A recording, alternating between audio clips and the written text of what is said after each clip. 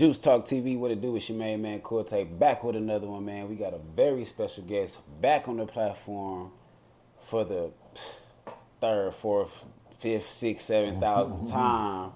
Y'all already know, man. GM Grimo himself, Ronnie Bo, is back on the platform, Juice Talk TV. How you feeling, my dude? Man, I'm good. I'm in good spirit. Just a little frustrated with things going on in the city. But other than that, though, man, it's a beautiful day to be living, man. Yeah, for sure, man. It's crazy that you said that because that was actually, on my mind as well. The city has definitely been going through a lot for these last couple of weeks, months, rather. We had the police ambushing. We have had the Amber Alerts with Jamal White. We have, the passing of the OG Tweezy, the mayor himself here in the city of Milwaukee, and a couple of things dealing with that situation. And, the city is mourning very hard, just due to that, and just due to every tragic incident that's been occurring here in the city. It's been a dark, hazy cloud. Although we are in a good light and we are in a good spirit, lately it has not been feeling that way. I do want to know your input about that. I don't know where you want to start. Like I said, it's a lot going on in the city. So I'm gonna let you take it away from there, wherever you want to start with. Yeah, just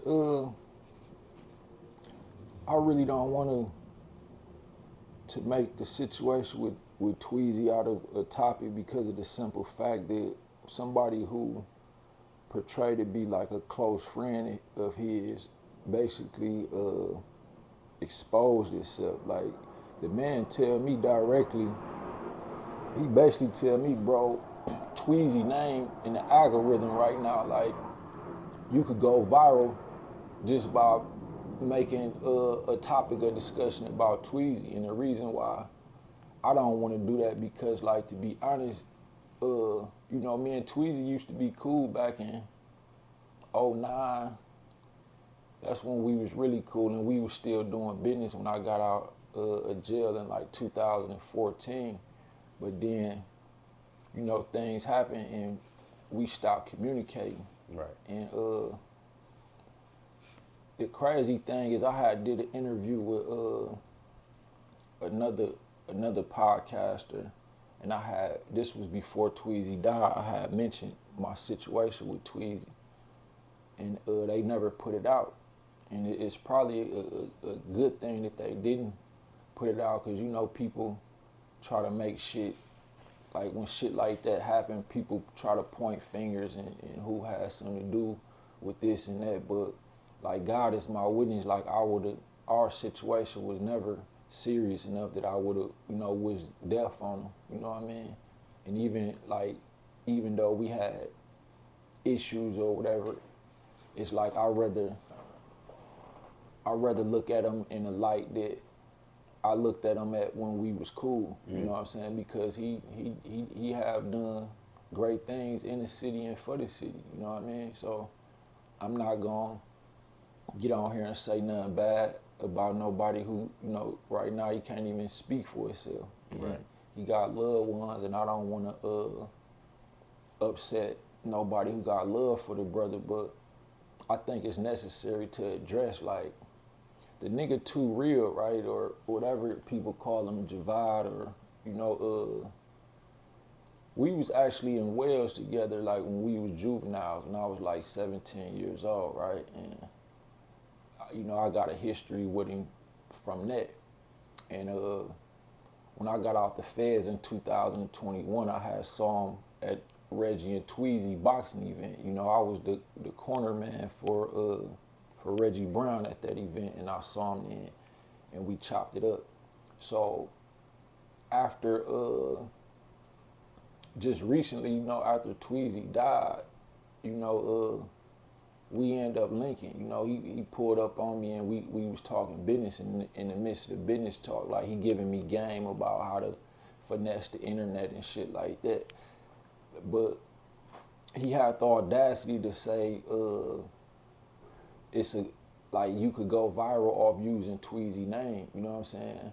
And Wait a minute. This is what he say this again now. Somebody told you this? no, the nigga 2Real said that, and the thing was like I actually would have I like a lot of his moves that he making, you know, so I actually was willing to do business with him until I saw the fake shit, like the fake love, because it's like you sitting out here doing all these emotional reactions on Facebook, but behind the scene in reality, like you really just doing this for views, and you letting it be known that you doing it for views. Like this podcast shit is a business, so sometimes like you gotta do some certain shit for views. Like a lot of people give clout chasers a bad name. People would even call me a clout chaser, but like my real life experience is not chasing clout. Like on my dead brother, I was locked up with R. Kelly. On my dead brother, I've been in R. Kelly's cell and had talks with him. I was never his cellmate, just to clear that up once again. But I've been in his cell and had talks with him. I was locked up with him for 21 months.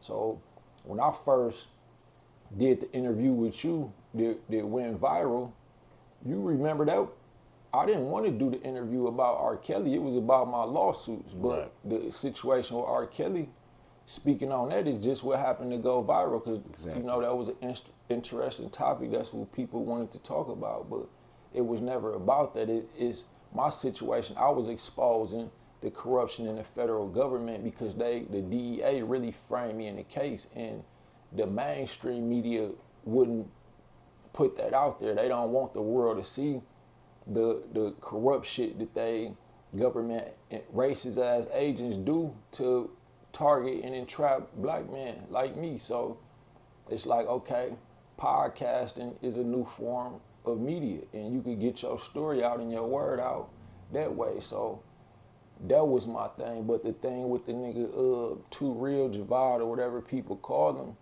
it's like it's just certain. You gotta have some type of integrity. It's like you gotta have some type of boundaries. It's just certain shit you don't do. You know what I'm saying? Like, okay, uh, I mean, Tweezy, yeah, he did some great things. He had a name. Everybody sharing RIP statuses and stuff like that and making posts about him. But his thing was like, I'm gonna get on here and act for views. He basically tell me this directly, and even though me and Tweezy wasn't even on good terms, it's like that's fake shit, bro. Like I can't condone that. You know, it was a time in my life where people thought I had faked my death for views, but I did fake my death, but it's because somebody really had a hit out on my head. And the person that was to be paid for killing me was somebody I knew, and he put me up on game. So I told him, bro, just get the money. You know what I'm saying? I'll do what I got to do on my end so dude could think it really happened. You know what I'm saying? But just hurry up and get the money before they find out it didn't happen. And that's how I went. And this was before the internet was what it was now. And that was like viral. Everybody in Milwaukee was talking about Ronnie Bo got killed. But that wasn't no publicity stunt. You know what I'm saying? It was a real life, serious situation that I felt like I had to handle that way to, you know, save my own life.